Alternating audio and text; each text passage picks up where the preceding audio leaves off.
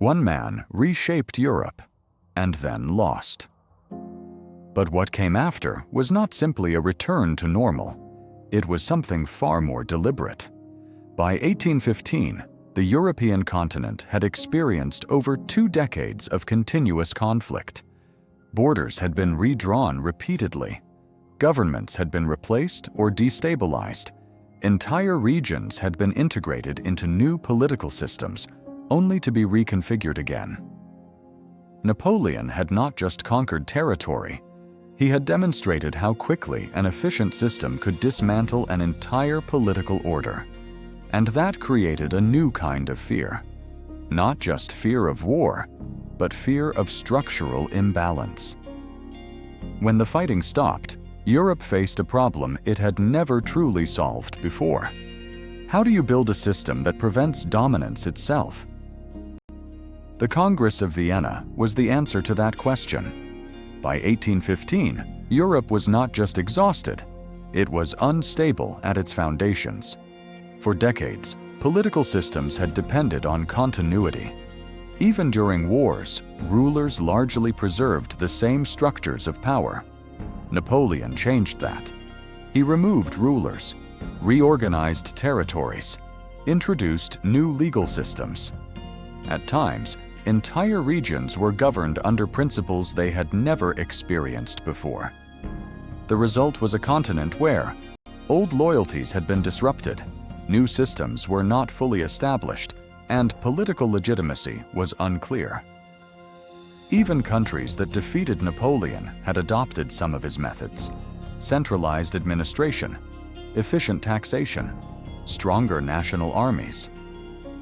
Europe was no longer operating under a purely medieval or early modern structure. It was something new, but undefined. This uncertainty made one thing clear. The problem was no longer individual rulers, but the problem was the framework of power itself. The leaders who gathered in Vienna understood this distinction. They had already achieved victory. Napoleon was defeated. France had been contained, but victory alone did not guarantee stability. Previous wars in Europe had often been followed by temporary peace, only for conflict to re-emerge once power imbalances shifted again. This time, the stakes were higher. Napoleon had shown that if power became too concentrated, even briefly, it could reshape the continent entirely. So the objective changed, not to win, but to prevent future systemic imbalance. This required a different approach. Instead of short-term decisions, they needed long-term structural thinking, cooperative planning and agreements that extended beyond immediate interests. This marked a significant evolution in diplomacy. Although many states participated in the Congress, power was concentrated among the major European actors. Austria, Britain, Russia, and Prussia each approached the negotiations with different priorities. Russia sought expansion and influence over Eastern Europe. Prussia aimed to strengthen its position territorially. Britain focused on maintaining balance and protecting trade. Austria, under Metternich, sought stability and control. Metternich's influence cannot be overstated. He viewed Europe not as competing states, but as a system that required careful management. His perspective was shaped by a key belief: change was destabilizing, and stability was the priority. This approach guided much of the Congress's outcome. Rather than pushing for rapid transformation, Metternich focused on controlling the pace of change and preventing shocks to the system. The concept of balance of power was not new, but it had never been applied so deliberately. The idea was simple: if no state becomes too strong, no state can dominate. But implementing this was complex. It required careful territorial redistribution, strengthening weaker states strategically, and limiting stronger ones without provoking resentment. For example, France was reduced, but not dismantled. At the same time, the Netherlands was strengthened, Prussia expanded into the West, and Austria maintained influence in Central Europe. The goal was not fairness. It was stability through equilibrium. Each major power acted as a counterweight to the others. This created a system where expansion would trigger immediate opposition, and stability became self-reinforcing. The principle of restoration aimed to reinstate traditional rulers where possible. At first glance, this seems like an attempt to reverse the revolution entirely, but in practice, it was more nuanced. Restoration served several purposes. It reintroduced familiar authority structures, it reinforced legitimacy through continuity, and it reduced uncertainty among populations. However, not everything could be restored. Napoleon's reforms had altered legal systems, administrative structures, and expectations of governance. As a result, restoration recreated forms of authority, but not always the systems that sustained them before. This created a hybrid political environment, one where traditional rulers operated within increasingly modernized systems. Perhaps the most visible outcome of the Congress was the restructuring of Europe's political map. But these changes were not arbitrary. Every border adjustment served a strategic function. Key examples: the Kingdom of the Netherlands was enlarged to act as a buffer against France. Prussia gained territories that strengthened its defensive position. Austria solidified influence in Central Europe. The German Confederation replaced hundreds of fragmented states with a looser, more manageable structure.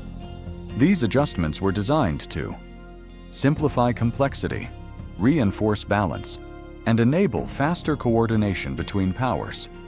Borders became tools, not just reflections of territory, but instruments of control. One of the most forward-looking decisions was the reintegration of France. Historically, defeated powers were often punished heavily, isolated diplomatically, or weakened to prevent future conflict. But the Congress took a different approach. France was allowed to remain a major power, gradually reintegrated into the diplomatic system, and was included in future cooperation. This was a strategic decision. The leaders recognized excluding a major power creates instability, and inclusion encourages cooperation. This marked a major shift in international thinking. Power was no longer just about control. It became about managing relationships between powers. The Congress of Vienna did not only create agreements, it created a method. This method became known as the Concert of Europe. Instead of waiting for conflicts to escalate, major powers communicated regularly, discussed emerging issues, and coordinated responses. This cooperation created a semi-structured system of international management. It was informal, but effective. The key innovation was power was no longer exercised independently, but it was coordinated collectively. For the first time, major European states committed, at least partially, to maintaining stability together.